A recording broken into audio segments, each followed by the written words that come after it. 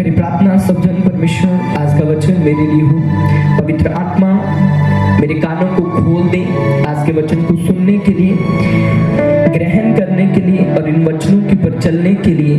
पवित्र आत्मा, मैं तेरी सहायता को मांगता हूँ। मेरे कानों को खोल दे पवित्र आत्मा, मेरी समझ को खोल दे पवित्र आत्मा। आज के वचन के द्वारा मैं बड़ी आशीष को पाऊं। आज का वचन परमेश्वर मुझे अगले लेवल पर लेकर जाए, प्रार्थना की सेवकाई के अगले लेवल पर लेकर जाए। प्रभु यीशु मसीह के सामर्थ्य नाम से मांगते हैं, आमीन आमीन। सबको सबसे पहले मेरी ओर से हैप्पी न्यू ईयर, नए साल की आपको मुबारक हो। परमेश्वर आपको ब्लेस करे, सबको इस साल बढ़ाए, आपको ऊंचा करे। हालेलुया। सब जन निकाले भजन संहिता 32 उसकी 9 आयत से मैं पढ़ता हूं, आपने ध्यान से सुनना। तुम घोड़े और खच्चर के समान ना बनो जो समझ नहीं रखते, उनकी उमंग लगाम और रात से रोकनी पड़ती है, नहीं तो वे तेरे वश में नहीं आने की। मैं फिर से पढ़ूंगा इस आयत को, भजन संहिता 32 उसकी 9 आयत, 32 उसकी 9। तुम घोड़े और खच्चर के समान ना बनो जो समझ नहीं रखते, उनकी उमंग लगाम और रात से रोकनी पड़ती है, नहीं तो वे तेरे वश में नहीं आने की। सब अपने पड़ोसी को बोलो कि तुम घोड़े और खच्चर के समान ना बनो। परमेश्वर के वचन में लिखा, परमेश्वर ने कहा कि तुम घोड़े और खच्चर के समान ना बनो कि उनकी उमंग लगाम से खींचनी पड़ती है। अगर आपने पुराने टाइम पर देखा हो तो जो लोग घोड़ा चलाते थे, तो घोड़े को अगर उसको दाहिने मोड़ना है, बाएं मोड़ना है, जहां उसकी ब्रेक लगानी है, तो उस लगाम को खींचते थे। तो वो लगाम उसके नाक के अंदर होती थी, और जब वो खींचती थी और उसको दर्द होता था, जब पेन होती थी, वो रुक जाता था और स्टॉप होता था। और जब उसका मालिक उसको खींचता था, तब वो कंट्रोल में आता था। तो परमेश्वर ने कहा कि तुम घोड़े और खच्चर के समान ना बनो, जिसकी उमंग खींचकर उसको कंट्रोल में लेकर आना पड़ता है। बाइबल में एक जोना नाम का परमेश्वर का दास, परमेश्वर का नबी हुआ। जोना नबी, जिसको परमेश्वर ने बोला था कि जा निनवे को जा, और निनवे के जितने लोग हैं उनको जाके सुसमाचार प्रचार कर, उनको परमेश्वर का वचन सुना। तेरा वचन सुनकर वो मन फिराएंगे, वो मेरी और वापस आएंगे और बचाए जाएंगे। लेकिन जोना ने क्या किया? वो निनवे को नहीं गया, उसने तर्शीश को जाने के लिए अपनी टिकट बुक करवा ली पानी वाले जहाज में। मान लो कि उसने जाना मुंबई है और उसने कहां का रास्ता पकड़ लिया? गोवा का। जाना उसने दिल्ली है, रास्ता कहां का पकड़ लिया उसने? असम का। परमेश्वर ने जब वो निकला तब उसको कुछ नहीं कहा।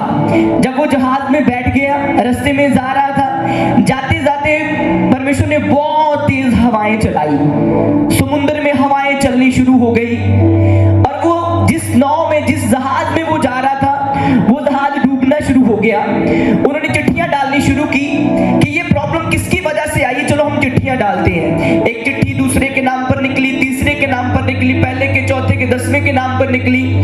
तो जब जब जिसकी चिट्ठी निकलती थी तो वो बंदा नहीं निकलता था, लेकिन जब जोना के नाम की चिट्ठी निकली तो वो ही निकला कि इसी की वजह से ये प्रॉब्लम आई है। तो उन लोगों ने पूछा कि ये प्रॉब्लम तेरी वजह से आई है, क्या करके तू ऐसा, कौन सा पाप करके आया है कि तेरी वजह से ये प्रॉब्लम आई है? तो जोना ने बोला, मैंने कोई पाप नहीं किया, मैंने अपने परमेश्वर यहोवा की आज्ञा को तोड़कर, उसकी बात को ना मान के, परमेश्वर ने मुझे भेजा निनवे को, मैं तर्शीश को जा रहा हूं परमेश्वर की बात को काट कर। तो बाइबल में लिखा, उसने कहा अब ऐसा करो, मुझे पानी में फेंक दो, जब मैं नीचे समुद्र के नीचे जाऊंगा तुम लोग बच जाओगे। उन्होंने फेंक दिया। जब वो नीचे गया, समुद्र थम, उसकी हवाएं थम गई, समुद्र का पानी कंट्रोल हो गया, और वो लोग बच गए। जब जोना नीचे जा रहा था तो बाइबल में लिखा वो नीचे जाता गया, वो नीचे की पहाड़ियों से भी नीचे चला गया। समुद्र के अंदर भी पहाड़ियां होती है, बड़ी बड़ी पहाड़ियां समुद्र के अंदर भी। वो नीचे चला गया, जब नीचे चला गया वहां उसने पश्चाताप किया, माफी मांगी परमेश्वर के सामने कि परमेश्वर मैंने तेरे वचन को तोड़ा, मैं तेरी बात को नहीं माना। जब उसने परमेश्वर से माफी मांगी, परमेश्वर ने उसी वक्त उसका अरेंजमेंट किया उसको बचाने का, मौत के मुंह से उसको बचाने के लिए। उसके लिए परमेश्वर ने एक हेल्पर भेजा, बहुत बड़ी मछली भेजी। उस मछली ने उसको निगल लिया और जो कितने दिनों का सफर था, कहते 40 दिन का सफर था जो उसने निनवे को जाना था, उसने 3 दिन में वो सफर पूरा किया और वहां परमेश्वर ने उसको बचा दिया। परमेश्वर ने कहा तुम घोड़े और खच्चर के समान ना बनो जिनकी उम्र खींचनी पड़ती है। हमारा पहला काम सुसमाचार प्रचार सुनाना है। हमारा पहला काम परमेश्वर का मैसेज देना है लोगों को। और परमेश्वर का सुसमाचार सुनाने के लिए आपको एक चर्च ही नहीं चाहिए। सिर्फ परमेश्वर का सुसमाचार सुनाने के लिए आपके आगे नाम के आगे पास्टर ही नहीं लगा होना चाहिए। सिर्फ परमेश्वर का सुसमाचार सुनाने वाले आप सब उसके सुसमाचार प्रचारक हैं। पुराने टाइम पर याजक लोग होते थे जो परमेश्वर की सेवा करते थे सिर्फ, लेकिन जब यीशु मसीह आए वो हमारा महायाजक बनकर अपना ही खून लेकर परमेश्वर के साथ परमेश्वर के पास चला गया और उसने हमें याजक ठहराया है। आज आप सब लोग याजक हैं। पुराने टाइम पर परमेश्वर का मैसेज किसी किसी के पास पहुंचता था, मूसा के पास पहुंचा, शमूएल के पास पहुंचा, किसी किसी के पास पहुंचता था अगुआ ठहराने के लिए। आज परमेश्वर ने आप सबको पवित्र आत्मा दिया है। आज आप सब परमेश्वर के सेवक हैं। आज सब आप परमेश्वर की सेवा करने वाले हैं, इवेंजलिज्म करने वाले हैं। लेकिन ये बात को हम भूल चुके हैं कि हम परमेश्वर के सेवक हैं। आज हर एक को आशीष चाहिए, ब्लेसिंग चाहिए।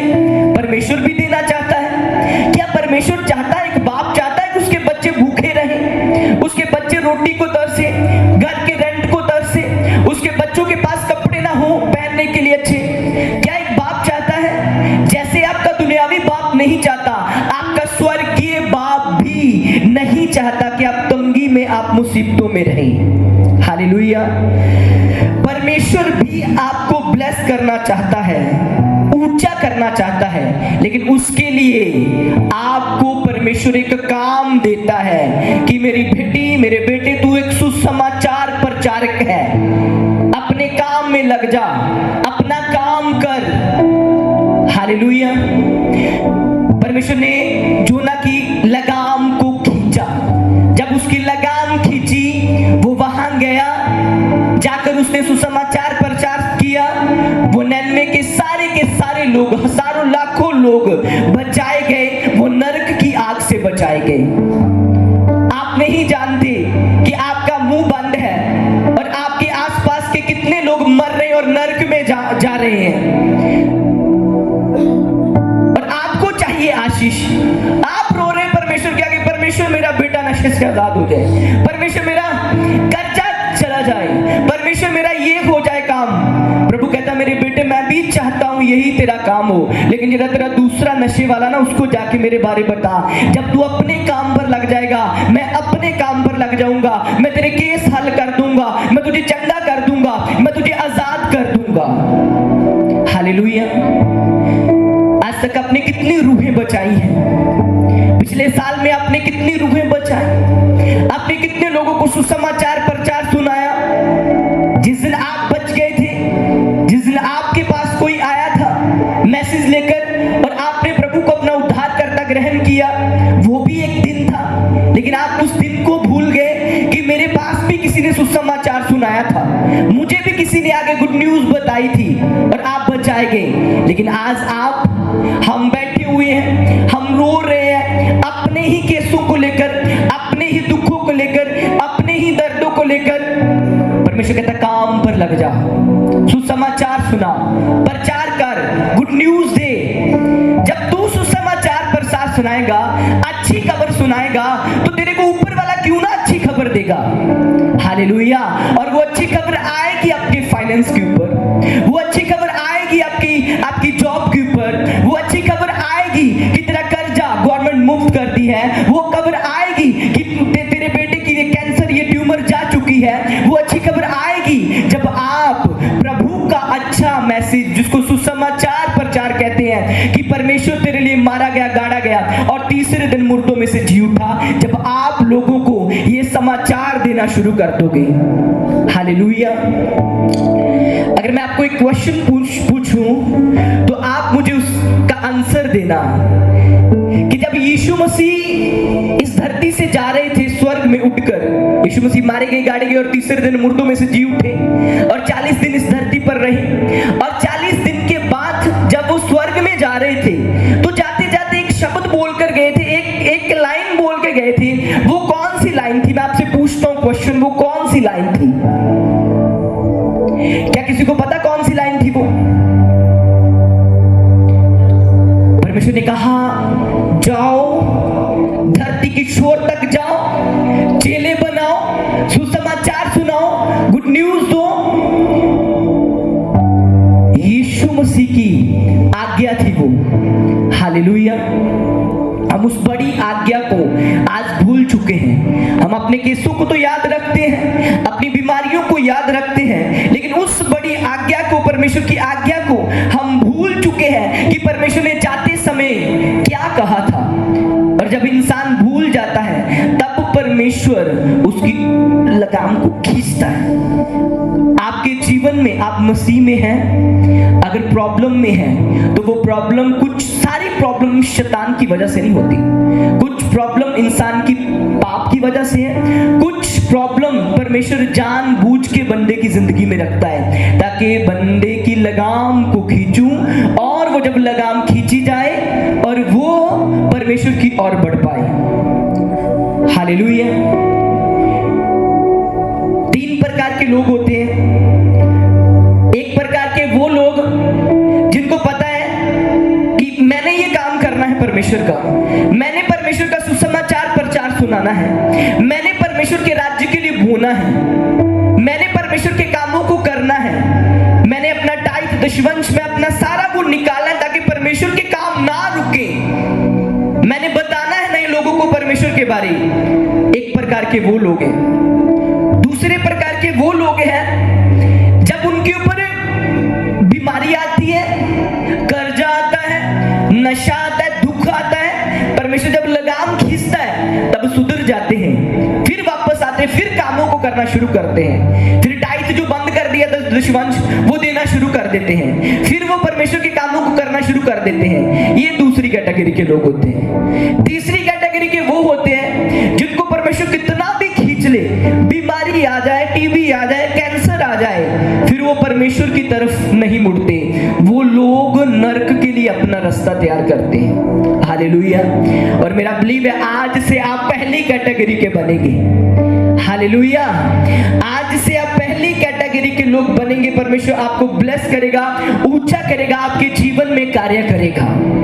परमेश्वर ने कहा घोड़े और खच्चर के समान ना बनो जिनकी लगाम को खींचना पड़ता है।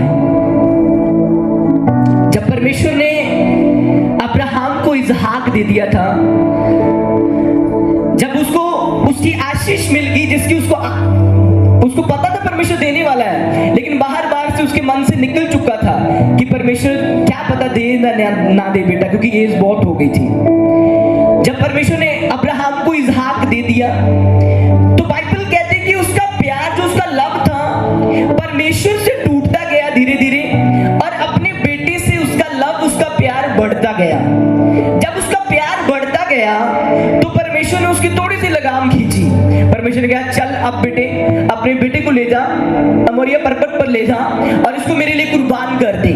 हालांकि वो जानता था कि परमेश्वर मनुष्यों की कुर्बानी नहीं चाहता, लेकिन फिर भी कहता परमेश्वर का ये वर्ड है, परमेश्वर का मैसेज है मेरे लिए, मैं अपने बेटे को लेकर जाऊंगा। बाइबल में लिखा वो सारा कुछ लेकर चला गया, तलवार जो भी उसको चाहिए था कुर्बानी के लिए। जब ऊपर गया, उसको वेदी के ऊपर रखा, जब कुर्बान कर उसने हाथ उठाया, ऊपर से आवाज आई, अब्राहम स्टॉप, रुक जा। क्योंकि जब जब अब्राहम पहाड़ के ऊपर बढ़ रहा था, जब जब अब्राहम ऊपर जा रहा था अपने बेटे को कुर्बान करने के लिए, उसका प्यार अपने बेटे से घट रहा था, कम हो रहा था, और परमेश्वर के साथ उसका प्यार बढ़ रहा था। हालेलुया। परमेश्वर ने कहा, हाँ अब मैं जान चुका हूं कि तू मुझसे प्यार करता है। हालेलुया। आप किससे प्यार करते हैं? क्या आप अपने बिजनेस से प्यार करते हैं? क्या आप किसको ज्यादा चाहते हैं, परमेश्वर से ज्यादा? अगर आप परमेश्वर को प्रथम स्थान पर रखेंगे, सारी चीजें आपके पास रहेंगी। अगर आप परमेश्वर से प्रथम स्थान पर अपने बिजनेस को रखेंगे, अपनी जॉब को, नहीं पास्टर जी 8 बजे तक तो हमारी छुट्टी होती है, उस बाद मीटिंग से नहीं आ सकते, क्योंकि तू अपनी जॉब से ज्यादा प्यार करता है। अगर आप अपनी जॉब से ज्यादा परमेश्वर से प्यार करोगे, वो जॉब चली जाएगी। अगर परमेश्वर से ज्यादा अपने पति को, अपनी पत्नी को, अपने फाइनेंस को, अपने कारोबार को प्यार करोगे, वो किस दिन चला जाए आपको नहीं पता।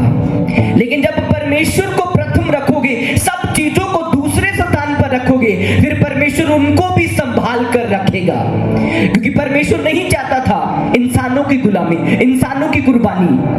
परमेश्वर नहीं मारना चाहता था इसहाक को, लेकिन परमेश्वर ये चाहता था कि इसका पहला प्यार मेरे साथ ही रहे। हालेलुया।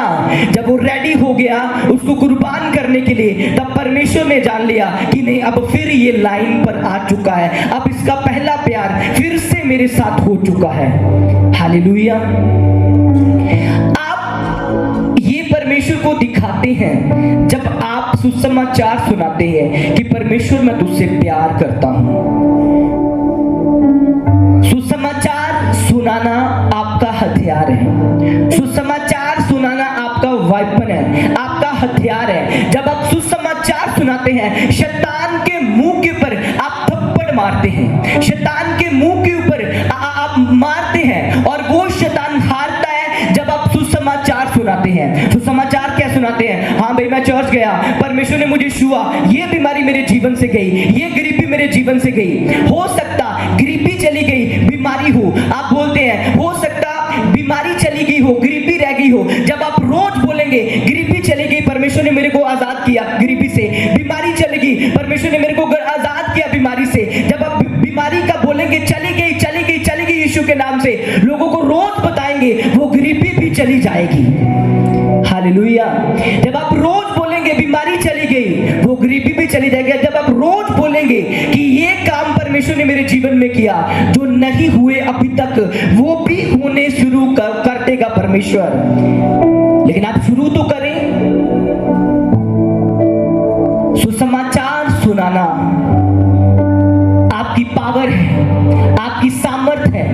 आज कितनी गवाहियां हुई, आप कितने लोगों, कितनी गवाहियां हुई आज। अब एक पैरालाइज की सिस्टर ठीक हो रही, अब वो कैसे आई, उसको क्या पता था मेरा, किसी ने उसको बताया, अब वो आई, प्रभु ने उसको छुआ, चंगा किया। अब उसकी आशीष किसके जीवन में जाएगी? जिसने उसको बताया। अब एक बंदा जो दुष्ट आत्मा से आजाद हुआ, दुख में, बीमारी में था, जब जिसने बताया, क्या उसको परमेश्वर छोड़ेगा? उसको प्रभु आजाद ना, उसको परमेश्वर चंगा ना करेगा? उसको परमेश्वर ब्लेस ना करेगा? आज कलीसिया, आज चर्च अपनी ड्यूटी को भूल चुकी है कि हमारी फर्स्ट ड्यूटी, हमारी पहली ड्यूटी कौन सी है? पहली ड्यूटी परमेश्वर ने जो मुझे और आपको दी है, वो सुसमाचार प्रचार की ड्यूटी दी है। हालेलुया। और परमेश्वर के वचन में लिखा है, जब तक सेवक भेजे ना जाएंगे, प्रचार कैसे करेंगे? क्या मतलब इस लाइन का? कैसे भेजना है? क्या बैग पैक कर भेजना परमेश्वर के दासों का, पास्टर्स का? अरे भेजना कैसे है? उनको जाने के लिए सपोर्ट करके। जब चेले पुराने टाइम पर सुसमाचार सुनाने के लिए जाते थे, कलीसिया उनकी सपोर्ट करती थी, फाइनेंशियली हेल्प करती थी उनकी। इस देश में कौन आया था सुसमाचार सुनाने? लोग कहते घोड़े आए,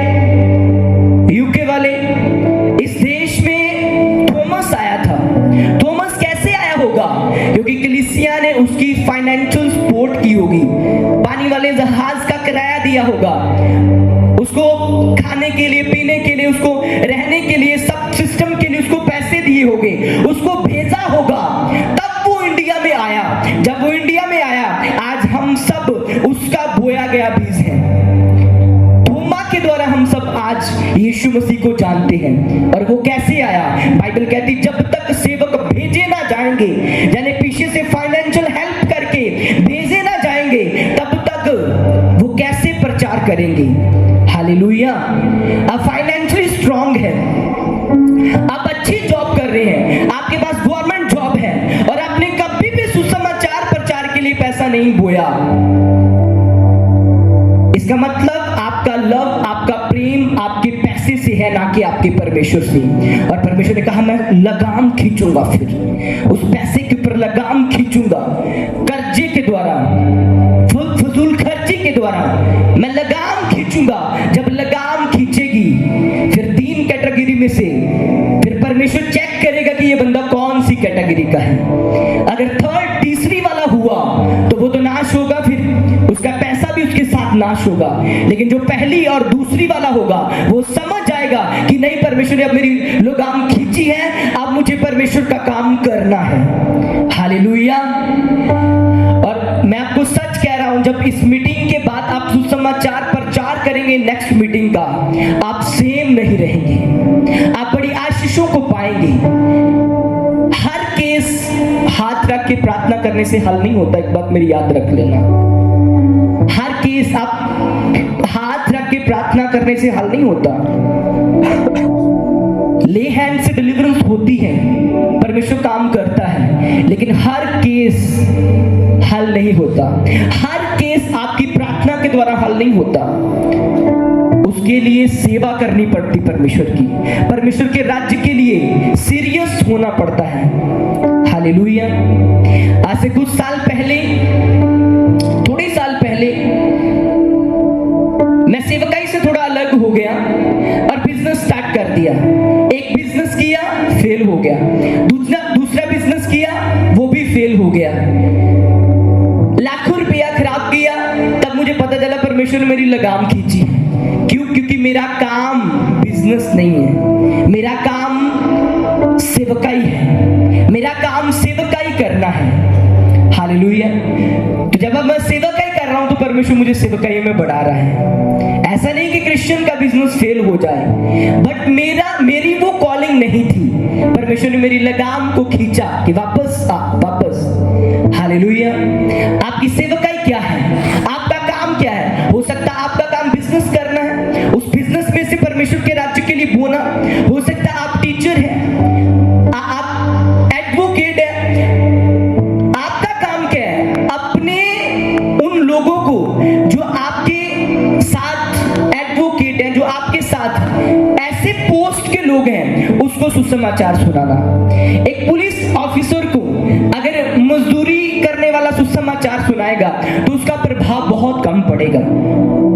शायद वो मान जाए, लेकिन बहुत कम प्रभाव पड़ेगा। अगर एक पुलिस ऑफिसर को पुलिस ऑफिसर ही सुसमाचार सुनाएगा, उसका प्रभाव ज्यादा पड़ेगा, क्योंकि उसको पता है यार ये भी पढ़ा लिखा है, ये भी मेरे साथ ही जॉब कर रहा है, कुछ ना कुछ बात तो होगी ना ये जो बोल रहा है। तो अगर एक डॉक्टर को डॉक्टर सुसमाचार सुनाएगा तो ज्यादा अच्छा प्रभाव पड़ेगा। जिस पोस्ट पर है, जिस पोस्ट पर परमेश्वर ने आपको रखा है, चाहे आप बड़ी पोस्ट पर है, छोटी पोस्ट पर है, आप परमेश्वर का काम करना शुरू कर दो, सुसमाचार सुनाना शुरू कर दो। बाइबल में लिखा है कि नामान नाम का कोढ़ी था, एक नौकर ने, जो बुधवाई में आई थी, छोटी लड़की नौकर थी, उसने सुसमाचार सुनाया। तो बाइबल में लिखा जब उसने सुसमाचार सुनाया, वो बंदा नामान अपने कोढ़ से चंगा हो गया। तो क्या उसके मालिक ने उसको नौकर ही रखा होगा बाद में? मैं सोचता हूं उसने करोड़ों की प्रॉपर्टी दे दी होगी, क्योंकि बड़ी शर्मिंदगी वो कोढ़ उसके जीवन से चला गया था। हालेलुया। आप नहीं जानते कि आप सुसमाचार प्रचार कर रहे हैं, आप चाहे गरीब हैं, छोटी पोस्ट पर हैं, लेकिन आप ऐसे बंदे को सुसमाचार प्रचार कर दे, जब वो चंगा हो जाए परमेश्वर आपको ऊंचा कर दे, उसी के द्वारा परमेश्वर आपको ब्लेस कर दे। हालेलुया। लेकिन मुंह तो खोलो, मेरे पास इनकम बहुत कम है, मैं कैसे परमेश्वर के राज्य के लिए बोऊं? अगर तू थोड़े में वफादार नहीं है तो तू बहुतों में वफादार भी नहीं हो सकता। हालेलुया। अगर आपने कर्जों से मुक्त होना है, अगर बीमारियों से मुक्त होना है, अगर बंधनों से, श्रापों से, दुष्ट आत्माओं से मुक्त होना है, आज ही से परमेश्वर के काम में लग जाएं। आज ही से परमेश्वर के कामों को करना शुरू करें। हो सकता आपका एक बार सुसमाचार सुनाया कोई ना माने, लेकिन एक दिन वो मानेंगे, आएंगे। जो सबसे बड़ी सेवकाई थी आई थिंक नॉर्थ कोरिया में, जिस पास्टर का नाम पास्टर पॉल लुंगी चो, वो अब प्रभु में सो चुके हैं। तो जब उनको किसी ने सुसमाचार सुनाया था, वो छोटी लड़की थी, उनको टीबी हो गई थी, जो बाद में पास्टर बने। उनको टीबी हो गई थी। उस लड़की ने उसको बार बार आके बताया कि तू चर्च चल, प्रभु तुझे छुएगा, चंगा करेगा, तू आजाद हो जाएगा, फ्री हो जाएगा इस टीबी से। और वो पुराने समय की बात है जब टीबी का कोई इलाज नहीं था, और बार बार वो उसके पास आती रही, बोलती रही, तू चर्च चल, प्रभु तुझे छुएगा, चंगा करेगा। एक दिन वो सोचता, ना ये मेरी बहन है, ना ये मेरी कुछ रिश्तेदार लगती है, ये इसको मेरे साथ क्या है ऐसा कि ये मुझे बार बार बोल रही है कि चर्च चल, जाके सुसमाचार प्रचार सुन, तुझे प्रभु छुएगा, चंगा करेगा। उसने कहा ठीक है, मैं तेरे कहने पर चल के देखता हूँ। चर्च गया। पहले दिन ही पवित्र आत्मा ने उसको छुआ, उसकी आंखों से पानी आना शुरू हुआ, रोना शुरू हो गया। इस मैसेज के बीच में मैं आपको बताता हूँ, जब आपके ऊपर हाथ रखा जाता है, जब आप रोते हो ना, वो केस के कारण आपका रोना नहीं होता, वो पवित्र आत्मा आपको छू रहा होता है, पवित्र आत्मा का स्पर्श हो रहा होता है। तो जब उसको पवित्र आत्मा ने छुआ, उसने रोना शुरू कर दिया। कहता है ये रोना मुझे किस चीज का आ रहा है? उसको बहुत अच्छा लगा। उसने घर जाके बाइबल पढ़ी। जब उसने बाइबल पढ़ी, 1 2 3 दिन, 4 दिन, 10 दिन बाइबल पढ़ता रहा। जब कंटिन्यू बाइबल पढ़ता रहा, उसने पूरी बाइबल पढ़ी, और पूरी बाइबल में कहीं नहीं लिखा कि यीशु मसीह किसी का धर्म जाति बदलने के लिए आए। जब उसने पूरी बाइबल पढ़ ली, कुछ ही दिनों में उसकी टीबी चली गई। उसके बाद उसने सेवकाई शुरू की। 10 लोग, 15 लोग, 20 लोग, करते करते दुनिया की सबसे बड़ी मिनिस्ट्री उसकी बन गई।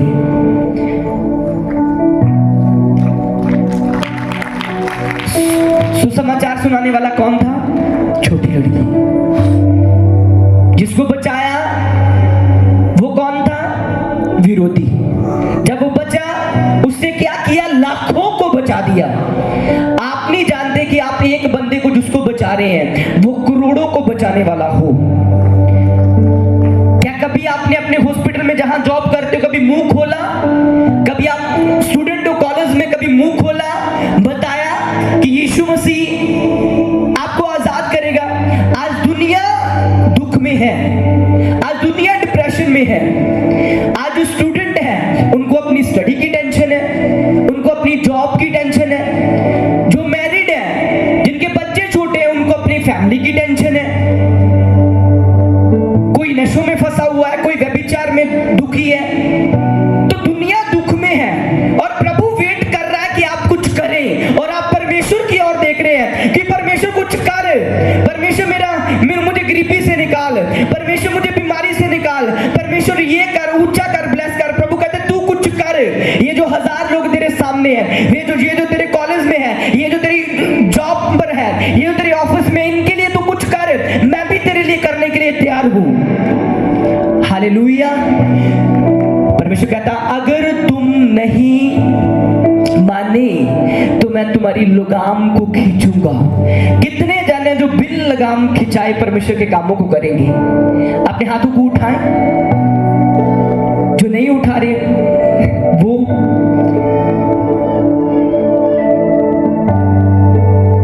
नेक्स्ट मीटिंग में हर एक ने कम से कम 2 लोगों को परमेश्वर की हुजूरी में लेकर आना है। अपने हाथों को उठाएं। कम से कम, मैं छोटी लीड दे रहा हूं आपको, 2। यहां पर कोई ऐसा वचन नहीं सुनाया जाएगा कि ये पास्टर बुरा है, ये पास्टर बुरा है। यहां पर ऐसा कोई वचन नहीं आपको सुनाया जाएगा कि कुछ ऐसा नहीं आपको बताया जाएगा जहां से आप उस चीज को लेकर आप डिस्टर्ब हो जाएं। आपको ये स्पिरिचुअल मोटिवेट किया जाएगा कि ताकि आप आत्मा में प्रार्थना में कैसे बढ़ सके। हालेलुया। आपने जाना है, बताना है, और आपने गवाहियां सुनी। अभी चंगा करने वाला मैं नहीं हूं, चंगा करने वाला परमेश्वर है। वो तैयार है चंगा करने के लिए। जो परमेश्वर पैरालाइज को चंगा कर सकता है, वो आपके पैरालाइज हुए बिजनेस को चंगा करने जा रहा है। वो आपकी पैरालाइज हुई मैरिज लाइफ को चंगा करने जा रहा है। हालेलुया। अगर वो इन बीमारों को चंगा कर सकता जो आज गवाहियां देकर गए हैं, वो आपके जीवन में भी काम करने की सामर्थ्य रखता है। अगर वो एक बीमार को छू सकता है, तो वो कर्जे से भी आजाद कर सकता है। वो आपको गरीबी से भी निकाल सकता है। वो तैयार है आपके लिए करने के लिए। आपका परमेश्वर, आपका जिंदा खुदा जो जमीन आसमान का मालिक है, वो सब कुछ करने की सामर्थ्य रखता है। आप उसके लिए कुछ करें। तो हम पता क्या कहते, परमेश्वर का काम परमेश्वर खुद करे।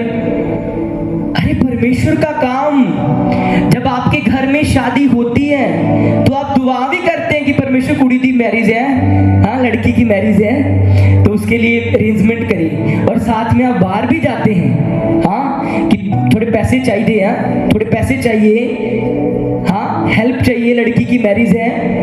जाते फिर तुम उठे भी इतना ही कराया करो, वहां पर भी ऐसे ही किया करो कि नहीं जी प्रभु कुड़ी की मैरिज है, कोई लड़की की मैरिज है तो खुद ही कर देना सारा कुछ। वहां पर हम जाते हैं, साथ में प्रार्थना भी करते हैं और साथ में जाते भी हैं। प्रार्थना भी करते हैं, साथ में एफर्ट भी करते हैं। तो प्रभु के कामों के लिए आप लोग ये क्यों कहते हैं हाँ भी प्रभु का काम प्रभु खुद कर लेगा? क्यों प्रभु खुद कर लेगा? प्रभु अपना काम करके चला गया। चेलों ने ये नहीं कहा था प्रभु का काम प्रभु खुद कर लेगा। चेले गए थे, वो आया था यहाँ, आखिर इधर कुर्बान हुआ। थोमा, आपको भी जाना पड़ेगा, तब आशीष आएगी। बाइबल में लिखा उनमें से कोई भी दरिद्र नहीं था, कोई भी गरीब नहीं था। क्यों? क्योंकि वो सुसमाचार के कामों में लग गए थे। हमने प्रभु के काम करने मिलकर, हालेलुया, रूहों को बचाना है। जब आप काम करेंगे परमेश्वर के, परमेश्वर आपको ब्लेस करेगा। आपने मेरे काम नहीं करने, मेरा सुसमाचार नहीं सुनाना, आपने परमेश्वर का सुसमाचार सुनाना है। अपने फाइनेंस से, अपनी एफर्ट से, अपने बाहर जाकर लोगों को बताने से आपने प्रभु का सुसमाचार सुनाना है। जो वायदा करते कि अगली मीटिंग में मैं 2 लोगों को अपने साथ लेकर आऊंगा और प्रभु उन्हें चंगा करेगा, और वो 2 और को लेकर आएंगे, वो अपने हाथों को उठाएं, अपने हाथों को उठाएं। और मैं आप सबके लिए ब्लेसिंग की घोषणा करूंगा जब आप ये काम करेंगे। और मेरा विश्वास है इतना वचन होने के बाद कोई भी ऐसा नहीं होगा जो आशीष लेना ना चाहता होगा। अपनी आंखों को बंद कर लें। और मेरे भाई मेरी बहन, आशीष का यही तरीका है, आशीष का यही जरिया है। चेलों ने भी ऐसे ही आशीष पाई और आप भी ऐसे ही आशीष पा सकते हैं। धन्यवाद सामर्थी परमेश्वर, मैं इन सबके होठों को, इन सबके हाथों को ब्लेस करता हूं। जब तेरे नाम के लिए ये निकले, सुसमाचार प्रचार सुनाए, और ये उठे हुए हाथ तेरे राज्य के लिए बोए, सुसमाचार प्रचार के लिए बोए, तो परमेश्वर आप इन्हें ब्लेस करना, आशीषित करना। प्रभु यीशु मसीह के सामर्थी नाम से मांगते हैं, आमीन, आमीन, आमीन। यूसेफ गिल मिनिस्ट्री से जुड़ने के लिए आपका धन्यवाद। परमेश्वर के वचनों और पवित्र आत्मा द्वारा परमेश्वर के गहरे भेदों को परमेश्वर के दास के द्वारा सुनने के लिए और ऐसी ही नई वीडियोस को देखने के लिए हमारे YouTube चैनल को सब्सक्राइब करें और बेल आइकन को प्रेस करें, ताकि नई वीडियोस की नोटिफिकेशन आप तक सबसे पहले पहुंच सके। जुड़े रहे परमेश्वर की हुजूरी के साथ। God bless you all.